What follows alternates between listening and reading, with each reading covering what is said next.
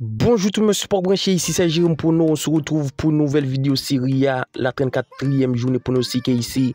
Comme chaque semaine, je vous partage mes avis sur les différents championnats majeurs, que ce soit Ligue 1, Premier League, Bundesliga, Champions League. Donc n'hésitez pas comme d'habitude à donner de la force. Et si vous êtes nouveau ici, c'est le moment idéal de vous abonner. Abonnez-vous en activant la cloche de notification pour rater aucun de nos prochains contenus.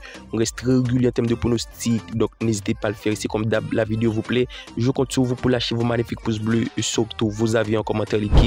Donc, comme j'ai l'habitude de le dire, si vous voulez plus de pronostics, plus de prédictions, je vous invite à rejoindre le Telegram de Jérôme Pono, groupe dans lequel on est plus de 3000 et on publie régulièrement des avis du jour. C'est un clic, le lien se trouve dans la description.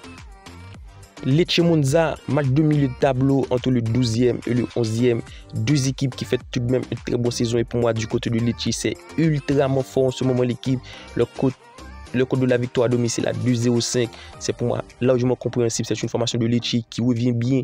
La dynamique reste ultra intéressante. L'équipe pour 3 victoires, 1 nul, une défaite. Ils ont pris des points contre Salernitana, contre Sassuolo, contre Empoli. Face à cette équipe de Monza qui tout de même en ce moment l'équipe, même s'il se retrouve très bien au classement en 11e position, mais la dynamique en ce moment reste plutôt compliquée, reste plutôt à désirer pour 3 défaites, 1 nul, une victoire. Donc la raison pour laquelle je vous mets Lecce au nul à domicile, une cote à 2,05 pour la victoire. Donc la double chasse me paraît ultra intéressant à domicile et surtout une formation qui arrive dans un état de forme ultra bon. La dynamique est là, les victoires est là, les résultats aussi. Donc les tirs au nul, l'avantage du score, un but à 0.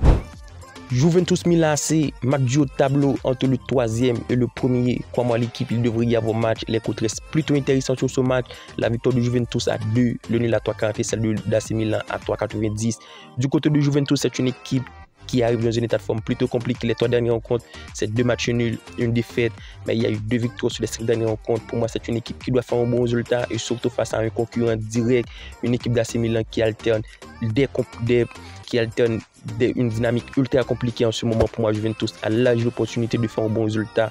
Pourquoi? Parce que du côté de Milan, c'est l'équipe, il y a pas mal d'absences. C'est le cas de Calabria, Hernandez, Kalulu, Podeba, Tomori et surtout un effectif plutôt compliqué en ce moment. Donc Juventus au nul, le mode de 4,5 buts, parce que pour moi, Juventus à domicile peut le faire. Les rencontres entre Juventus Milan, il y a souvent peu de buts. Donc le mode de 4,5 buts est évident. Un but à 0. Lazio et Las Vérone, l'enjeu est clairement du côté de Lazio qui se retrouve 7e avec seulement 3 points d'avance de la 8e place l'équipe. C'est tout de même une formation qui peut espérer une place qualificative en Ligue Europa avec seulement 2 points de retard et 3 points de retard du top classe. Pourquoi pas une place qualificative en Champions League. Une équipe de Lazio qui sort d'une excellente dynamique. L'équipe en ce moment 3 victoires consécutives, 4-1 contre Salernitana, 1-0 contre Genoa et la victoire 2 buts à 1 contre Juventus malgré l'élimination. Donc une équipe de Lazio, pas mal l'équipe, très bien affûtée. Leur côté de la victoire à domicile est tout de même bien coté à 1,62. Donc la victoire de Lazio dans au moins une mi-temps est tout de même bien cotée également, une cote à 1,42. Pour moi, Lazio peut aller gagner minimum une mi-temps l'équipe face à une équipe du Vérone en perdition qui alterne que des contre-performances. Donc Lazio au moins une mi-temps sur un score de 2 buts à 1. Inter Torino, match après le sac de Serie A. C'est une formation d'Inter qui est champion de Serie A après la victoire contre concurrent direct. La victoire 2 buts à 1 contre AC Milan. Une victoire qui peut donner de la confiance, mais Inter peut être dans l'euphorie l'équipe. Pour moi, face à cette équipe de Torino qui a un match à jouer, qui a un coup à faire. 10e au classement, c'est tout de même une formation qui reste une dynamique plutôt intéressante. On le constate, les 5 dernières rencontres de Torino, il y a eu 2 victoires, une défaite, 2 matchs nuls. À noter les 2 derniers matchs nuls, c'est des matchs avec 1 nul, 0 but partout pour 0 but inscrit. Donc le pronostic, moins de 3,5 buts est évident parce que du côté de Torino, ça ne marque pas beaucoup, ça n'encaisse pas beaucoup. Et après, un Inter de Milan qui vient d'être champion, il devrait y avoir de l'euphorie, un match plutôt pris à la légère. La raison pour laquelle je vois le mode de 3,5 buts pour le pronostic du jour qui est plutôt évident. Le score, parce que je ne vois pas Torino perdre, 1 but partout.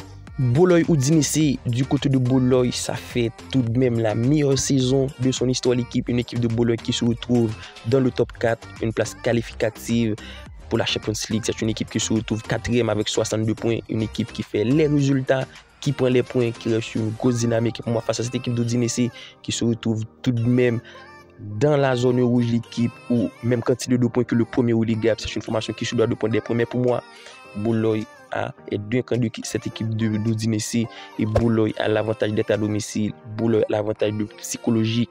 Surtout, c'est une formation qui fait des bons résultats. On le constate. Les 5 dernières rencontres de Bologne en ce moment, l'équipe, c'est 3 victoires, 2 matchs nuls, ça ne perd plus. Donc la victoire de Bologne pour moi est évidente face à une équipe d'Udinese qui même si se doit de prendre des points, qui même si avec même quantité de 2 points que le premier relégable, reste tout de même sur 4 défaites, 1 nul sur les 5 derniers rencontres. Donc victoire de Bologne avec tout de même l'avantage du score, un score plutôt intéressant, 2-0.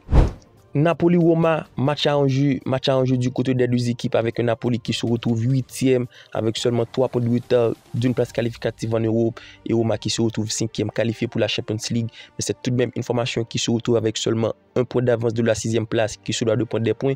Je m'attends à voir un match plutôt avec de l'engagement, un match ultra disputé, un match équilibré même si du côté de Napoli ça alterne des performances plutôt compliquées. C'est une formation qui rêve dans un état de forme pas trop serein en ce moment. L'équipe, les 5 dernières rencontres, c'est 2 défaites, 2 matchs nuls, 1 victoire.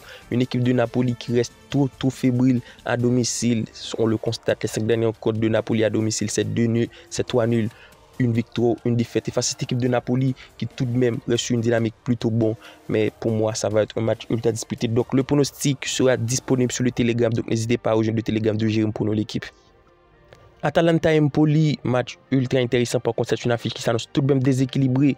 La cote de la victoire Atalanta à domicile à 1,44, le nul à 4,50 et la victoire d'Empoli à 7,50. Du côté d'Atalanta, au niveau de l'état de forme, ça saute d'une victoire éclatante. 4 buts à 1 contre Fiorentina, une victoire qui peut donner de la confiance.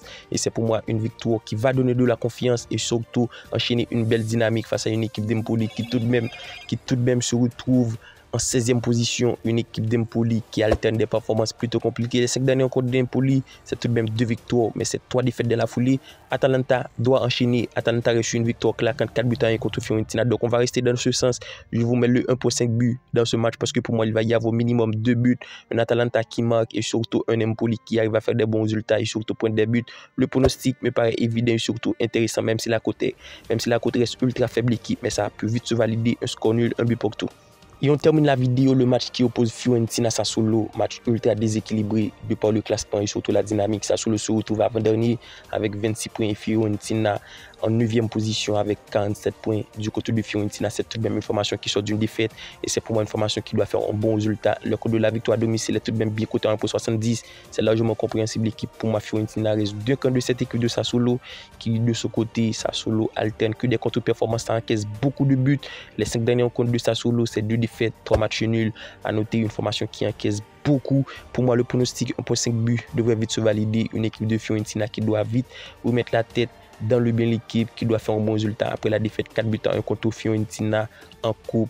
Et pour moi, Fiorentina a l'âge les moyens de mettre minimum 2 buts à eux tout seul. Pour moi, le pronostic 1,5 but est le prono du jour, même s'il est plutôt faible sur un score 2 buts à 1. Alors, tel a été nos pronostics de Serie A pour cette 34e journée. Comme d'habitude, si la vidéo vous plaît, n'hésitez pas à laisser un petit like. D'ici là, on se retrouve pour une nouvelle vidéo. Bye bye.